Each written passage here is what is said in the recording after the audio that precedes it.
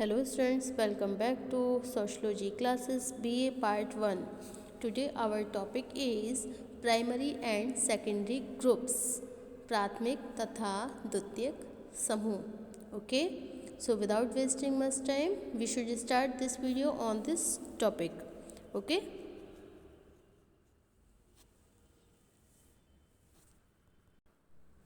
समूह के सभी वर्गीकरण में चार्ल्स कूले द्वारा प्रस्तुत वर्गीकरण सबसे अधिक संक्षिप्त, वैज्ञानिक और मान्य है.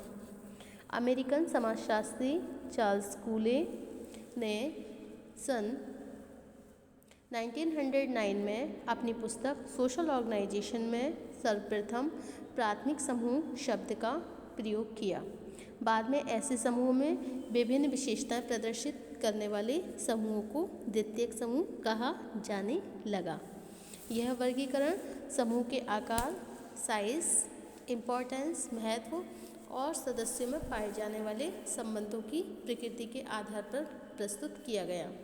कूले ने इस वर्गीकरण को लगभग सभी समाजशास्त्री की सबसे अधिक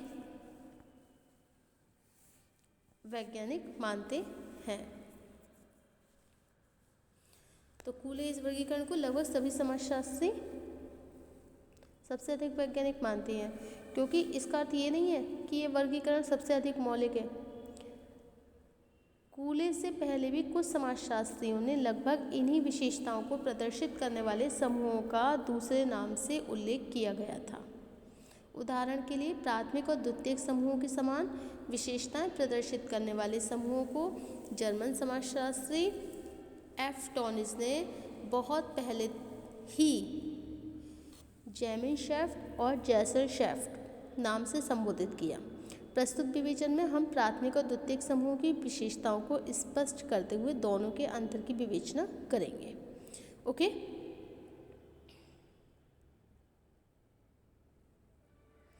प्राथमिक समूह का अर्थ तथा उदाहरण. टुडे आवर टॉपिक इज प्राथमिक समूह का अर्थ तथा उदाहरण. Meaning and examples of primary group. Charles Cooley ने प्राथमिक समूहों को मानव स्वभाव की पोशिका, नर्सरी ऑफ ह्यूमन कहा है. ओके.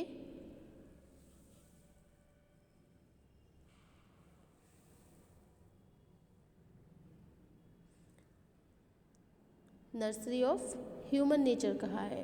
कूले ने कुछ समूहों को प्राथमिक समूह इसलिए कहा है क्योंकि महत्व के दृष्टिकोण से इसका स्थान प्रथम और प्रभाव प्राथमिक है. स्थान कैसा है? प्रथम है. और प्रभाव कैसा है? प्राथमिक है. ओके.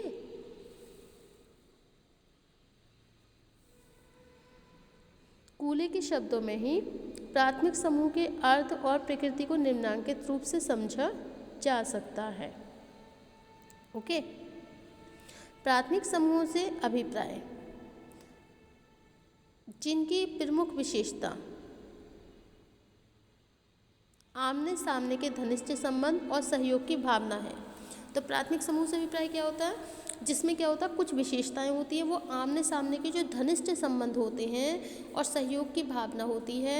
ये समूह अनेक प्रकार से प्राथमिक होते हैं, लेकिन प्रमुख रूप से इस अर्थ में कि ये व्यक्ति की सामाजिक प्रकृति और आदर्शों का निर्माण करने में मौलिक हैं.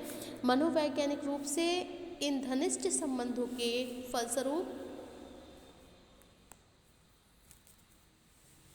सभी व्यक्तियों का एक सामान्य संपूर्णता में इस प्रकार मिल जाना है कि अनेक उद्देश्यों की पूर्ति के लिए एक व्यक्ति के विचार और उद्देश्य संपूर्ण समूह का सामान्य जीवन और उद्देश्य बन जाते हैं. इस संपूर्णता की अभिव्यक्ति करने के लिए संभवतः सबसे सरल ढंग ये है कि इसे हम शब्द द्वारा संबोधित करें.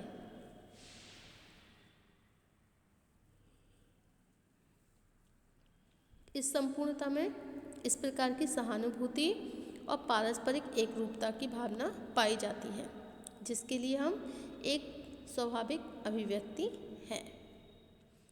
प्राथमिक समूह के उपयुक्त विवेचन के आधार पर कुछ विद्वानों ने इन्हें आमने सामने के संबंधों पर आधारित समूह तक कह दिया है। लेकिन फेरिस का कथन है कि केवल आमने सामने के संबंध होना ही प्राथमिक समूह की कसौटी नहीं है। उदाहरण के लिए न्यायालय में न्यायाधीश, वकील, अपराधी, गवाह आदि सभी व्यक्ति आमने सामने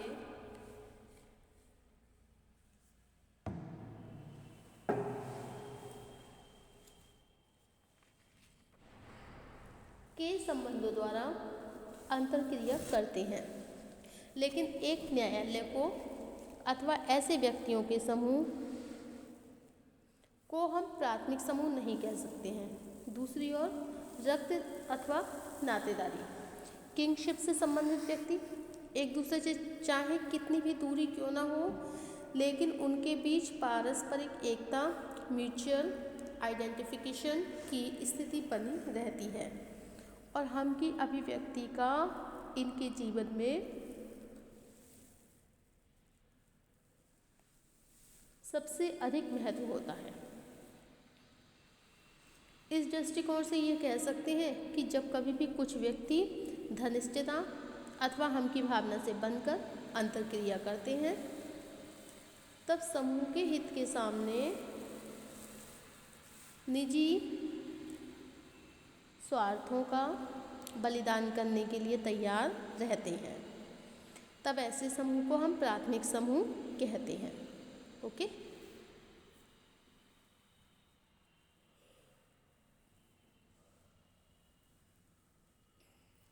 कौन से होते हैं प्राथमिक समूह? कि जब कभी भी कुछ व्यक्ति धनिष्ठता अथवा हम की भावना से बंधकर अंतर्क्रिया करते हैं तथा समूह के हित के सामने निजी स्वार्थों का बलिदान करने के लिए तैयार रहते हैं, तो उसे हम प्राथमिक समूह कहते हैं। ओके, जैसे कि लुंडबर्ग ने कहा है, प्राथमिक समूह का तात्पर्य दो या दो से अधिक ऐसे व्यक्तियों से है जो धनिष्ठ, सहभागी और व्यक्तिगत ढंग से एक दूसरे से व्यवहार करते हैं। Okay, primary group means two or more persons behaving in relations to each other in a way that is intimate, cohesive and personal. Okay, two or more persons behaving in relations to each other in a way that is intimate, cohesive and personal. It's mean that प्राथमिक समूह का तात्पर्य दो या दो से अधिक ऐसे व्यक्तियों से है जो धनिष्ठ, सहभागी और व्यक्तिगत ढंग से एक दूसरे से व्यवहार करते हैं। ओके,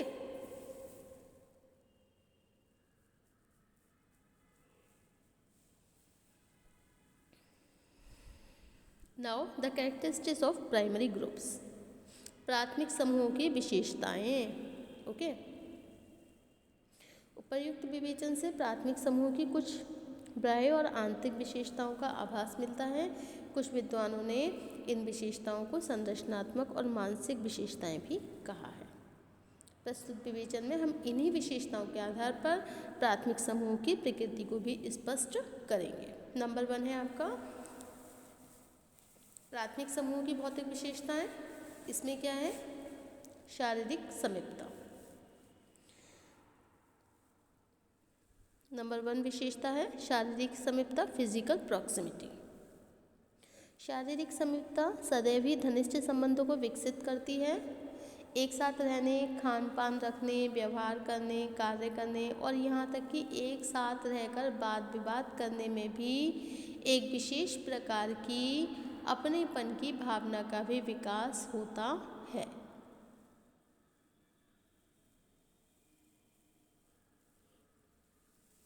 प्राथमिक समूह की यह महत्वपूर्ण विशेषता है कि इनके सदस्य सभी अच्छे और बुरे अवसरों पर एक दूसरे के निकट रहते हैं और इस निकटता के कारण उनमें सदैव घनिष्ठता बनी रहती है। यही विशेषता उनके संबंधों को स्थायी बनाती है। ओके, नेक्स्ट पॉइंट है हमारा समूह का छोटा आकार, small group size. According to Davis प्राथमिक समूह को आकार में छोटा ही होना चाहिए क्योंकि यह असंभव है कि एक ही समय में बहुत से बुद्धिमत्तापूर्ण संबंध स्थापित किए जा सके। ओके, नेक्स्ट है तुलनात्मक स्थिरता। स्थिरता के अभाव में घनिष्ठता की संभावना नहीं की जा सकती है। डेविड का विचार है समूह में जितनी स्थिरता होगी अन्य बातें समान होने पर सदस्यों के संबंध में भी उतनी अधिक घनिष्ठता उत्पन्न हो जाती है। ओके, नेक्स्ट है आपका सामान्य चरित्र, जनरल कैरेक्टर। प्राथमिक समूहों के कभी भी कोई निश्चित और योजनाबद्ध उद्देश्य नहीं होते हैं। इसके अंदर सभी सदस्यों के दायित्व और जो कर्तव्य होते हैं वो उनके कैसे होते हैं, असीमित होते हैं। और इन समूहों में व्यक्ति की आरंभिक आवश्यकताओं की भी पूर्ति होती है।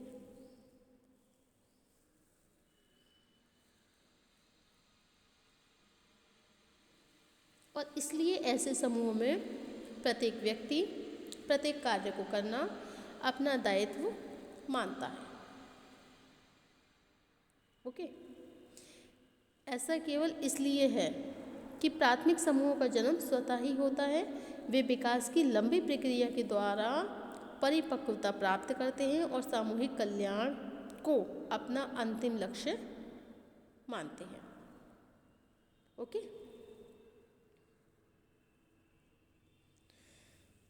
so these are the all characteristics of primary groups. Okay, thank you for watching my YouTube channel. Thank you so much. मिलते हैं नेक्स्ट वीडियो में, तब तक के लिए धन्यवाद।